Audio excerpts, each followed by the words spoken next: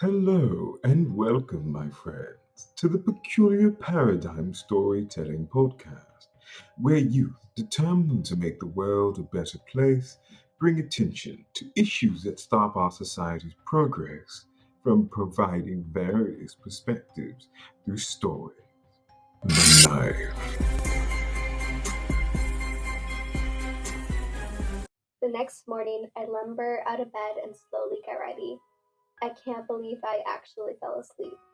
I spent a lot of time thinking about how I was going to enact my plan, my final masterpiece. I think to myself, after everything that has happened, today is the right day to do it. No one will have wondered why it happened. I choose my clothes very carefully today. I want to look nice when things are said and done. On top, I wear a clean white blouse my mother picked out for me. On the bottom, I wear black dress pants with white stripes and shiny black flats. A subtle, dignified look. Not too flashy, not too dull. I quietly stalk down the stairs to get the needed supplies for my final art piece. The dining room and kitchen are connected on the left of the bottom of the stairs. To make sure Mom and Dad are still upstairs, I stop at the bottom of the stairs and listen closely for a moment. Hearing nothing, I smoothly move into the kitchen, calmly walking from the carpeted dining room to the cold white tiles of the kitchen floor. A brown table sat in the middle of the dining room, accompanied by brown chairs, making the table's design. The walls are white. An island of drawers sit in the middle of the kitchen, surrounded by a stove, a sink, and a food pantry. I quietly pull open a drawer and look for a sharp brush for today's painting. Being patient, I hover my hand over the various brushes, looking for one that is both eloquent but also effective.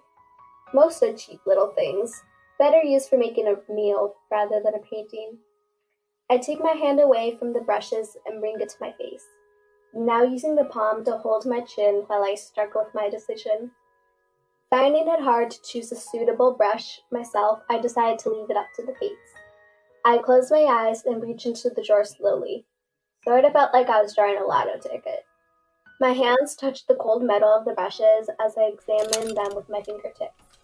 My mind begins thinking of how the people in my life who were supposed to love me wronged me, how they hated me, just for daring to be myself.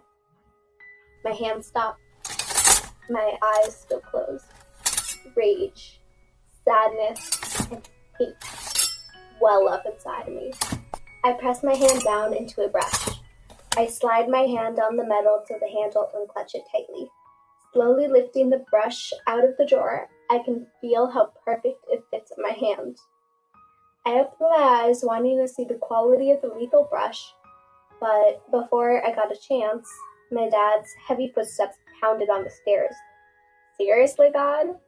I unzip my backpack and throw the knife in quickly without getting a look at it.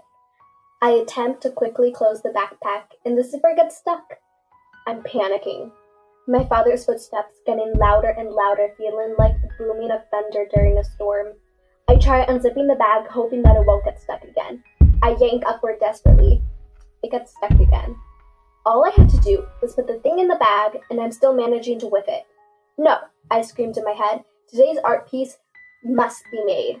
I just need to calm down. Without closing the backpack completely, I put it on my back and made my way to the dining room table as quickly and quietly as possible. Now, just act normal, I think to myself, as I take a seat at the table and take out my phone. Just pretend this is what you were doing the whole time. Slowly descending down the stairs for what feels like an eternity, my father gradually comes into view. Emerging from the darkness of the stairs and making his way to the kitchen, he makes a cup of coffee for himself. I continue to look at my phone, trying to look as unbothered by his presence as possible. He sets the coffee down on the table, pulls out a chair, and huffs loudly as he takes a seat. I can tell he wants me to look at him so he can say something to me. Probably wants to justify what they did to me yesterday with some garbage, semi-apologetic speech about, "I'm sorry about what happened, but we did it for your own good." I continue to look into my phone. I refuse to even look at him. We sit in awkward silence forever, and then Dad finally snaps. So, able to wake up this morning and with attitude. I almost decide not to reply in attempt to make him angrier, but I have a better idea. I smile at him and happily say, "Well, because of you and Mom, I didn't have any way to paint this morning, so kinda stupid for you to ask, right?" Looking surprised, he flinches. I don't usually resist my parents because I would be afraid of being punished. Watch how you speak to me, young lady. He says warningly, "Or what? You'll take away my art supplies and paintings?" "Oh, wait. You already did. I guess you'll have to take away the whole lot of nothing I have left," I say with my voice in a mockingly squeaky tone. Dad, even more angry than before, clearly frustrated with his inability to get through to me, stomps out of the room. As soon as he leaves, I take my backpack off and slowly start trying to get the zip unstuck.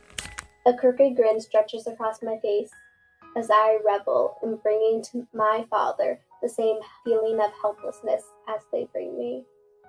Before I close my backpack completely, I peer into it once more to get a peek of what my brush looks like. A chef's knife with a reddish brown handle and a beautiful 8-inch steel blade. The wicked expression with the grin leaves my face and is replaced by an emotionless, stony look. Staring into the bag longingly, I quietly say to myself, "What a beautiful knife." Unfortunately, that is where we will be concluding this episode. If you enjoyed what you listened to today, or you just want to support our work, click that like button and, of course, subscribe with the bell notifications on. And for bonus content, follow us on Instagram at Project Vatu. And if you're curious and want to see where this story goes next, come back next week, the same time. We'll be waiting.